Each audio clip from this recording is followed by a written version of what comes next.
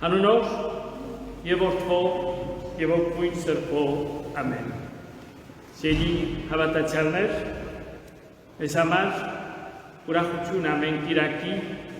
մասնակցել Սրբազան Պատրիարքի արարողության եւ նաեւ հատկապես հաղորդակից լինել փրկչական խորհրդին, որն է Սուրբ Պատարագը, որ հիշեցնենք խորհրդանշում է Քրիստոսի իր վերջին ընթրիքը,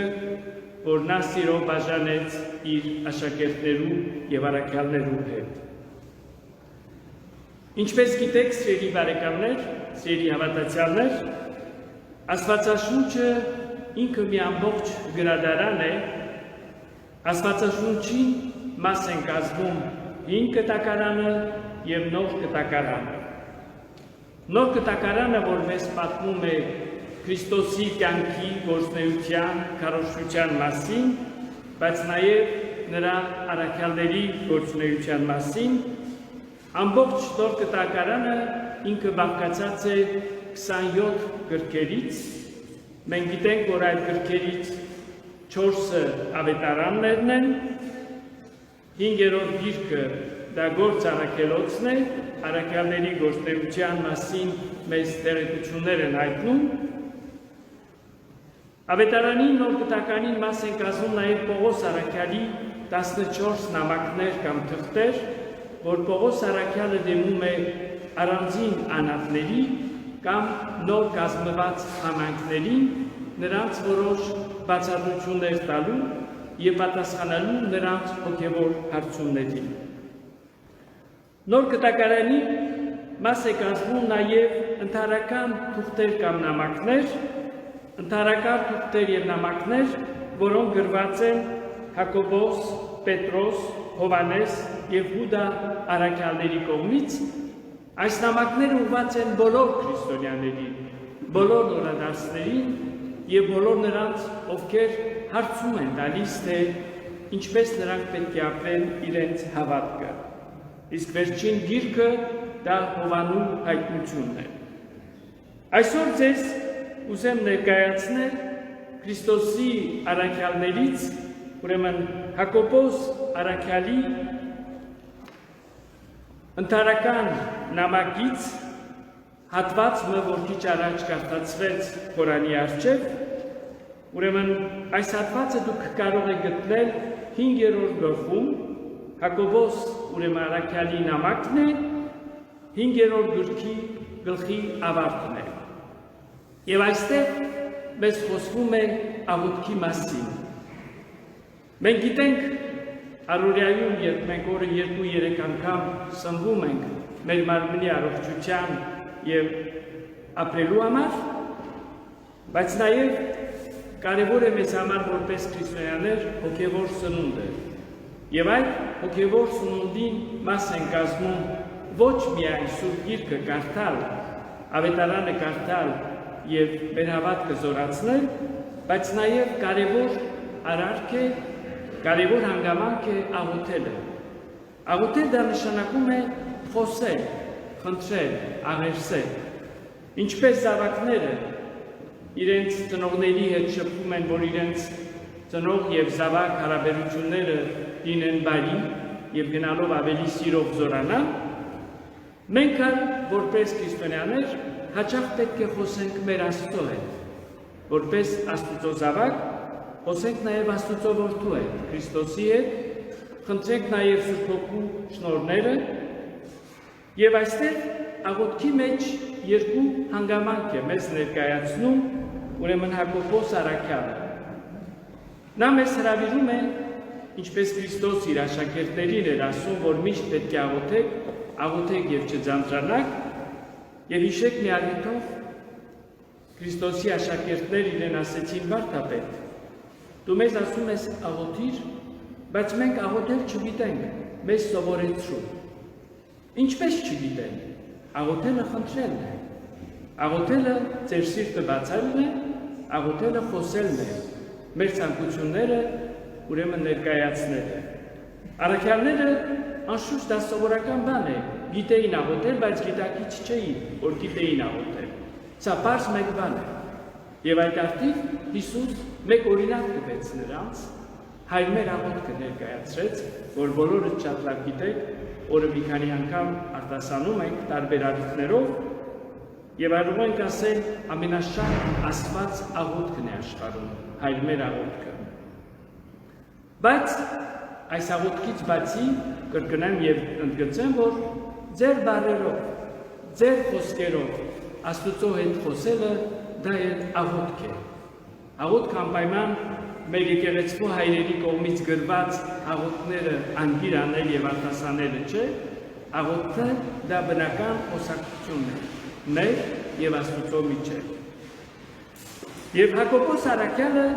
այստեղ կարևոր մեկ թելադրանք է մեզ տալիս։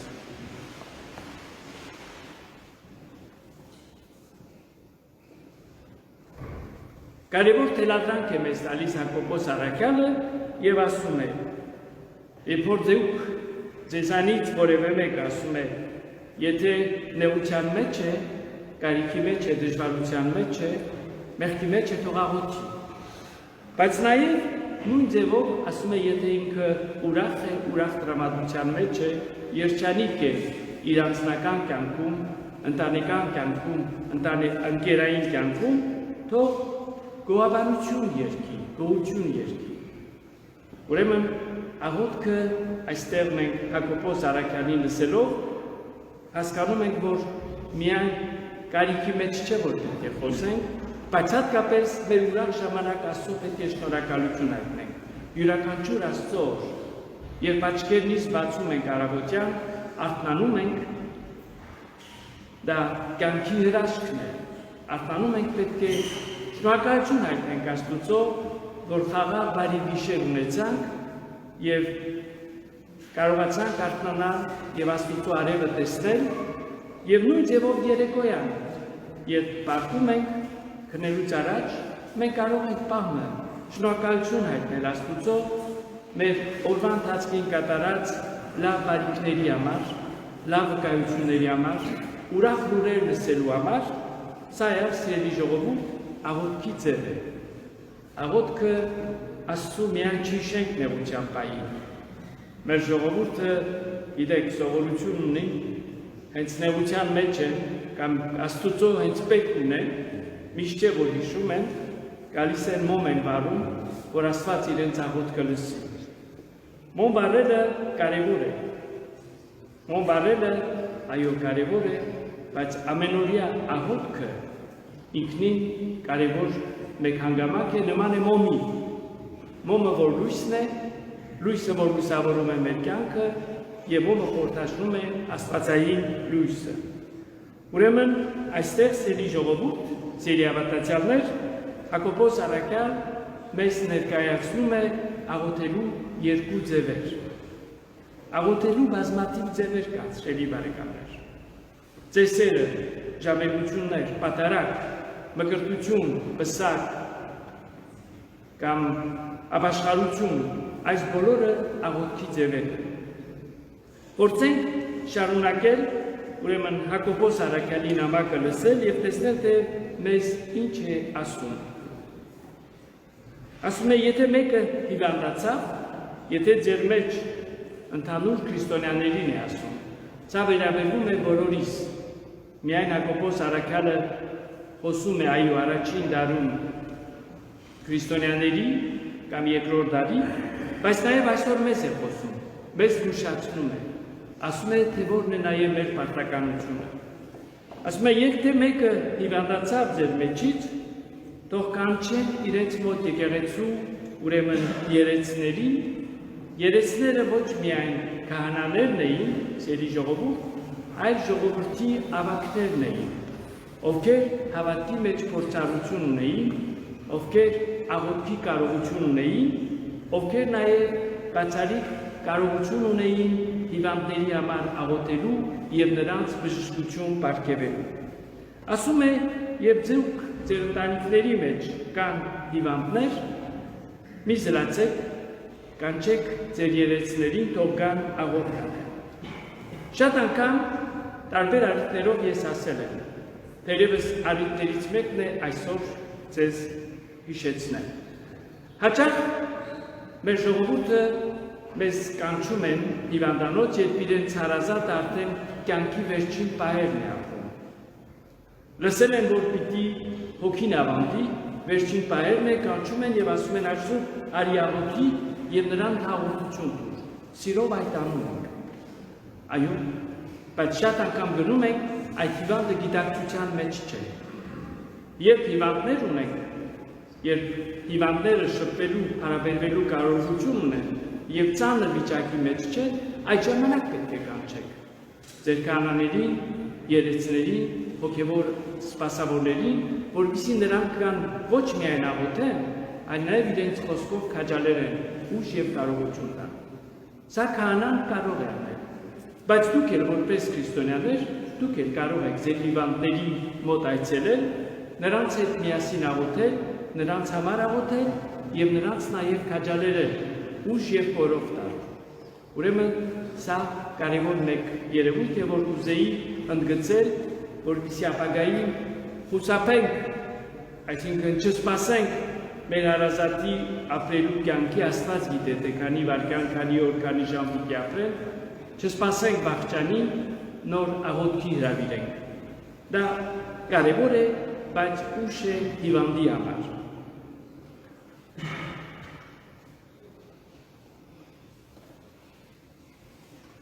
Եվ այստեղ Հակոբոս առաքյալը ասում է. հավատքով կատարված աղոթքը կարող է բժշկել հիվանդին։ Հավատքով կատարված աղոթքը կարող է բժշկել հիվանդին։ Ես այս պահին սիրելի ժողովուրդ վստահ եմ, որ բոլորդ հավատք ունեք։ Վստահ եմ, որ բոլորի սրտի մեջ հույս կա, քրիստոնեական սեր կա։ Պահը այս քարոզի պահին, պահը փորձեք դուք յուրաքանչյուրդ նստած տեղից աղոթեք մեր հիվանդների համար։ Մենք ունենք հիվանդներ, տան մեջ հիվանդանոցներում եւ այլ, բոլորի համար աղոթենք։ Ինչպես Հակոբոս առաքյալը բոլորին կդիմի իր նամակով, մեր աղոթներով խնդրենք Աստծո եւ ասենք Հայր Աստված, ողորմիր բոլոր հիվանդներին, դու եղիր նրանց բժշկություն, դու եղիր նրանց ապավեն, դու եղիր սպեղանի նրանց վերքերում։ Այո, նստած տեղը աղոթեցեք։ Ես հավատում եմ, որ ձեր աղոթներով այսօր որևէ պահի, որևէ տեղ մեկ կամ երկու կամ բազմաթիվ հիվանդներ կարող են բժշկվել։ Աղոթենք ոչ միայն մեզ համար, բայց հատկապես աղոթենք մյուսներու համար։ Սա է Հակոբոս առաքյալի թելադրանքների մաս է կազմում։ Եվ ասում է, եթե հավատքով մենք աղոթենք, վստահ եղեք, որ Աստված նրան ոտքի կկանգնեցնի, առողջություն կպարգևի, ինչպես Քրիստոս տարբեր առիթներով հիվանդներին բուժեց իր աղոթքով եւ ասեց վեր կաց եւ քայլիր գնա տունդ։ Մենք Աստծո խնդրենք, որ Աստված այցելի այսօր, եթե կան հիվանդներ նրանց, օգնի նրանց իր հայրական սիրով եւ նրանց ասի զավակս, որդիս, դուստրս, վեր կաց քայլիր։ Հնարավոր է սա, շնորհիվ մեր հավատքի։ Հակոբոս առաքյալը այստեղ կարևոր մեկ երևույթի մասին է խոսում նաև, խոսում է խոստովանության մասին եւ ասում է, որ մենք մեր մեղքերը միայն Աստծո չպետք է խոստովանենք։ Մենք կարող ենք նաև միմյանց խոստովանել։ Երբ սխալ ենք անում եւ մեր խղճի վրա նստած է ծանր, կարող ենք բարեկամի, քրիստոնյա ընկերոջ, հավատքի մեջ եղբոր եւ քրոջ ասել եղբայր, այս բանը արել եմ եւ լավ չեմ զգում ինձ, կուզեմ քեզ խոստովանել եւ դու ինձ համար աղոթ կարա, խնդրիր Աստծո, որ Աստված ինձ ների։ Ուրեմն այստեղ խոսվում է խոստովանանքի մասին, որ մենք մեղքեր ենք գործում, մեղավոր ենք բոլորս, գիտակցենք մեր մեղքերը, որ ունեցել ենք եւ քաջություն ամաչակցություն ունենանք միմյանց խոստովանելու մեր մեղքերը։ Սա կարևոր է մեզ քրիստոնյաներիս համար։ Սա է քրիստոնեական կյանքի սնունդ է, ապրելակերպ է։